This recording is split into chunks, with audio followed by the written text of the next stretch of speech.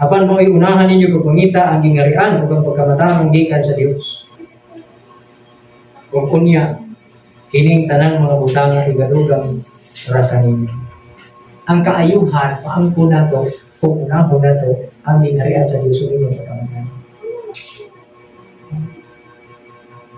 Kaayuhan, yun na, paangko na to. Kalipay nga tinod-anay, maangko na to. Mahimutang malipayon sa itong pamilya. Kaysa ako nang ikahisgutan sa nakalabay ng mga panahon, ang tinuod nga kalipay wala sa barkada. Ang tinuod nga kalipay wala dito sa gawa sa balay, naa sa sulod sa balay. Kanang ilikuli ni mo sa imong balay nga malipayon mo, nga mag-uban sa imong mama, papa, mga magsuon ka mo, muna tinuod nga kalipay. Pero kanang naa ka sulod sa imong balay, di ka kalipay, na pag-abot mo sa gawa sa dito ka malipay, di na tinuod. Enjoy kayo ka dito, pero pag-abot sa balay. Imong balay may kalipay.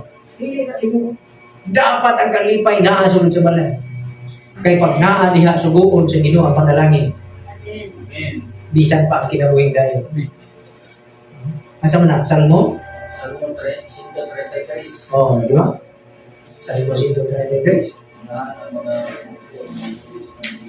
Sa laing pagkasultian ng bulahan, malipayon.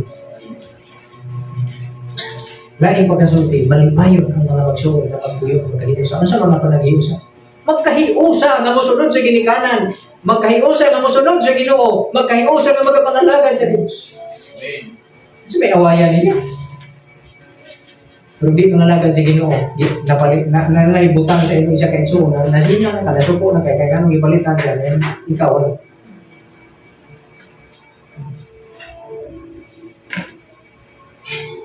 Pero kung nangalagad mo sa Ginoo, may ingon pa kasi may iso. Wow, congratulations brother, sister, kay naili mo. Ako po nung tatagaan punta sa Ginoo na ako. Ana, di kayo nag-march sa ganito ko, nagpundak na hindi palitan yun. Siya ako, wala akong ipalitan. Grabe ka suko. Diba? Isog ka ay, buka pa kayo din. Hindi mo na kayo hangang ipalitan. Yung isa. Diba? Kaya nga no, di man nga yung espiritu. Pero pag naa sa Ginoo, pagkanindot. Pagkamalipayon, pagkabulaan. In other words, naa ang kaayuhan. Naa. Nagasubay ka mo sa dalan sa kaayuhan.